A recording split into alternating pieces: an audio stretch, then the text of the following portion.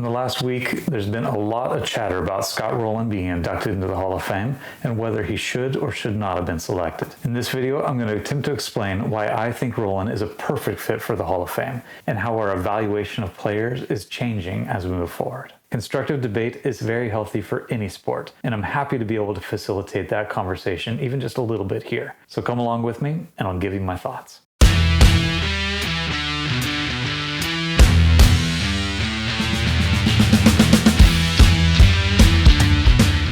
Hey everybody, thanks for joining me on my channel, Brutus on Baseball. Like I said, we're going to be talking Hall of Fame today, and especially the announcement that Scott Rolen is going to be inducted in 2023. This seems to be a pretty divisive selection, which is okay. Debate is part of what it's all about. But I'm going to take a little bit of time to get into the nuts and bolts of why I think Scott Rolen does belong. I hope you hear me out on this, but feel free to leave any comments below whether you agree or disagree. Like I said, conversation makes everything that much more fun. Before I dive in, take a moment, hit that like button down below, subscribe to the channel if you haven't, share it with anybody that loves baseball as much as I do and as much as you probably do. And with that, let's get going. The Hall of Fame and the voters have historically been very good at honoring the best players out there. This is pretty obvious, right? Guys like Mays, Mantle, Cobb, Ricky Henderson, Mike Schmidt, you name it. The guys that were really the best at their position for their generation, that's an easy choice. But what we're going to talk about today and what really matters is what's the next selection of players after the cream of the crop is gone. Those guys are the easy choices, but the next ones that are on the bubble a little bit more are always not so easy. Now, among the rest of those guys, the Hall of Fame has also been really good at honoring the best of the best at a certain part of the game. So defensive wizards, guys like Ozzie Smith or maybe Bill Mazeroski, really elite hitters, guys like Reggie Jackson, or think about Jim Thome, Frank Thomas, David Ortiz from recent years. And then base runners as well. Lou Brock comes to mind, a guy who was really good, very specifically at stealing bases. But what the Hall of Fame has been very slow to recognize typically are guys that are very, very good at every facet of the game, but maybe don't excel at any single one. The game is made up of hitting, defense, and base running, and they all do matter. Think about how long it took for a guy like Ron Santo or Alan Trammell to get recognized. Guys that were pretty good on both sides of the ball, or guys that have had very little Hall of Fame support, like Bobby Grich, Lou Whitaker, Dwight Evans, Jim Edmonds, and yes, even Scott Rolen up until very, very recently. Well, this is where a stat like WAR comes in, and it's why it has been so embraced by teams throughout the sport. Every single team has an analytical department these days, writers and historians, and a lot of fans as well. Now, I know a lot of you are going to automatically tune me out simply because I mentioned the stat WAR, and it's usually with an excuse that the stat's made up, that there's no basis in reality for it. Well, I'm here to explain to you why that's not the case. Opponents of WAR like to hang their hat on the concept that it's based on a fictitious player, a replacement player. So let's say that Scott Rolen could no longer play for his team. Which player would be brought up from the AAA squad to replace him on that team? That's the fictitious replacement player. In reality, there actually is a real player for every team that would be brought up in case of an injury to a major starter. And specific to those examples, that's who the replacement player would be. But this completely ignores that the rest of the stat has a basis in reality. Real numbers, real stats. And if it bothers you so much that it's based on a replacement player, then I've got a solution for you. Wins above average, which is actually my preference to use over WAR. Wins above average is the number of wins that a player is worth over the average major league player in the game that year. So really easy to calculate. If you put everybody's stats together, what does the average player look like in the league? And the wins above average stat will give you how much value a certain player has above the average player. Now going forward in this video, I'll refer to WAA and WAR interchangeably because they essentially represent the same thing for what I'm talking about today. So if we can agree that WAA is maybe an easier concept to understand, then we can get to the nuts and bolts of what the numbers mean. The next thing a lot of people get stuck on is the wins idea. What does it mean, wins above replacement? That's a pretty simple calculation as well. And it's easier to think about it in this way. WAR, or WAA, essentially measures how many runs a player is worth to his team. Whether he's producing runs on offense or saving runs on defense, that player's value is expressed in runs. And then a win basically represents how many runs on average it takes to win a Major League Baseball game in that given year.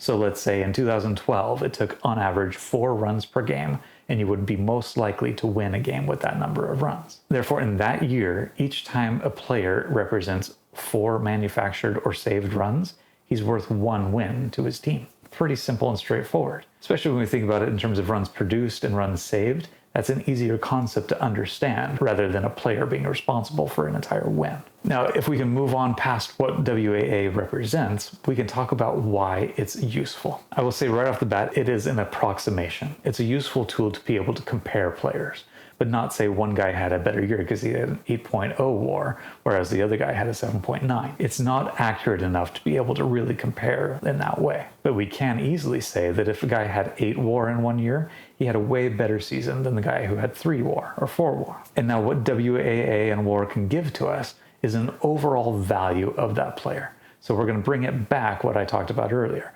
Hitting, defense, and base running. They're all important to winning ball games. And players who may not excel at any single one of those, but are really, really good at all 3, get overlooked a lot more. And I'll show you why. The use of WAA has allowed us to be able to reevaluate players and recognize that maybe there were some back in the day that were better than we gave them credit for. Or on the flip side, some guys that we considered stars in that day, but when we look at their overall game, maybe they're not quite as good as we thought they were. And what it comes down to is how good that player was at getting wins for his team, which at the end of the day is what it's all about. Now, if you look back at some of those guys in the Hall of Fame that I mentioned earlier that were really superb at their one area of the game, I don't think that the average fan would say that Ozzie Smith or Lou Brock or Reggie Jackson don't belong in the Hall of Fame. And I'm not saying here that they don't. They all have a place. But what I'm trying to express here is why Scott Rolen is comparable to those types of players. I'm going to take a moment and drastically oversimplify the whole concept of player value. But I'm hoping that this really simple explanation will help a lot of people to understand it a little bit better. Let's say you were going to score each one of those guys according to the 3 parts of the game out of 100. Ozzie Smith, a defensive wizard at a very important position up the middle. Let's give him 100 out of 100 for defense. The best of all time, right? But his offense was subpar. Let's give him 25 out of 100. And his base running was pretty good, so 75 out of 100. So out of 300 possible points, he's going to get 200. Next example is Lou Brock. Base running, let's give him 100 as well. But his offense wasn't very good. And I know you're going to say he has 3,000 hits, but it was an empty 3,000 hits with a really low slugging percentage. So I'd give him a 50 out of 100 for his offense. And then his defense was pretty bad, especially for a fast guy. So I'd only give him 25 out of 100. You add those all up together, he's going to get 175 points out of 300. Now our last guy, Reggie Jackson, let's give him 100 out of 100 for hitting. He wasn't the best hitter of all time, but for this example, that's good enough. He was okay on defense, not great, but not that good either. So let's give him 50 out of 100. And his base running was horrible, so 25 out of 100. You add up all of those, and he scores 175 out of 300. Like I said, oversimplification, I know, but it's just to prove a point. Each of those 3 guys has been historically supported to be in the Hall of Fame because they were so good at one facet of the game. Well, now let's think about a guy like Scott Rolen. Scott Rolen was a middle-of-the-order bat throughout his career. And he was highly effective on defense. Maybe not the best third baseman of all time, but really high up there. And his base running wasn't so bad either. So let's just say that we give Scott Rolen scores of 75 out of 100 for hitting, 75 out of 100 for defense, and 50 out of 100 for base running. You put all those together, you've got a score of 200 out of 300. Right there in the middle of the pack. Now, obviously, these 3 aspects of the game are not equally important to each other. Some people think that hitting is the most important part of the game. Some people think that defense is just as important as hitting. Most people can agree that base running is important, but not that important compared to the other 2. But that is how things are weighted when you calculate WAA or WAR. Some things are given more weight for producing runs than others. And the position you play on the field is important for that calculation as well. But when you look at the WAA and WAR numbers for each of those 4 players, you can actually see that the story plays out pretty similarly to the scores that I gave. The WAA and WAR numbers for each of those guys are 44 and 77 for Rolen, 42 and 77 for Ozzie Smith, 35 and 74 for Reggie Jackson, and 8 and 45 for Lou Brock. Especially looking at Brock, his value is dragged way down because, like we said, base running is probably not as big of a deal as offense or defense in the game. So I'll beat a dead horse here. It's an oversimplification for what I've just shown. But the idea is there. If Rolen is consistently really good at every part of the game, then his overall value to his team at getting wins is going to be similar to the guys that are really great at one thing, but not great at the other things. And this is a comparison of Rolen to Hall of Fame players, guys that are already established in the Hall of Fame. When we compare Rolen to a lot of people's other favorite players or candidates that are not inside the Hall of Fame, you get an even bigger disparity. Guys like Steve Garvey or Dave Parker, who had really, really good numbers in one area, usually the hitting area, but not good numbers whatsoever in the other parts of the game. And therefore their WAA and WAR numbers are dragged way down. This is the explanation for that, and this is the explanation for why Rolen holds up so well compared to other Hall of Fame players. And it's the same story for when we look back at the 1970s, and we see guys like Bobby Grich, Lou Whitaker, Dwight Evans, who are really good at each part of the game, but weren't given their due compared to other guys that excelled at one part of the game only. Now, the major league teams themselves have recognized the value of using these numbers. Every single one of them has drank the Kool-Aid that started with Billy Beane and the Oakland A's in 2002, and they've all created their own analytics departments, simply because these numbers work to be able to evaluate how good a player is at contributing to wins for his team. And that this evaluation is more important than looking at some guy who may be able to steal a lot of bases, but hits with a wet noodle at the plate or doesn't provide any defense for his team. It seems like a lot of traditional fans continue to evaluate players based on the old methods.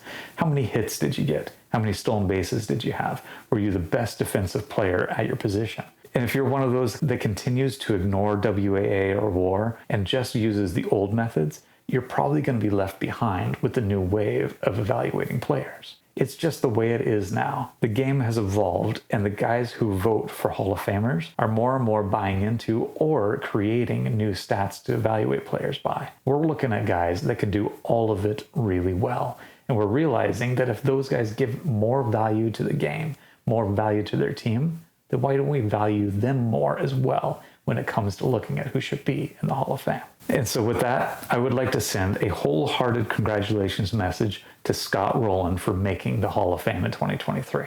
There might be a lot of people that say that they didn't feel they were watching a Hall of Famer when you were playing, but fortunately those people have been proven wrong, and they just didn't understand the value of the player that they were seeing at the time you were playing. Congrats on being inducted, and I look forward to seeing a lot more players just like you being inducted to the Hall of Fame in the years to come. And before you go, hit that like button, subscribe to the channel, leave a comment, let me know you agree, you disagree. I just want to hear anything you got to say, and that way we can have a great conversation about it.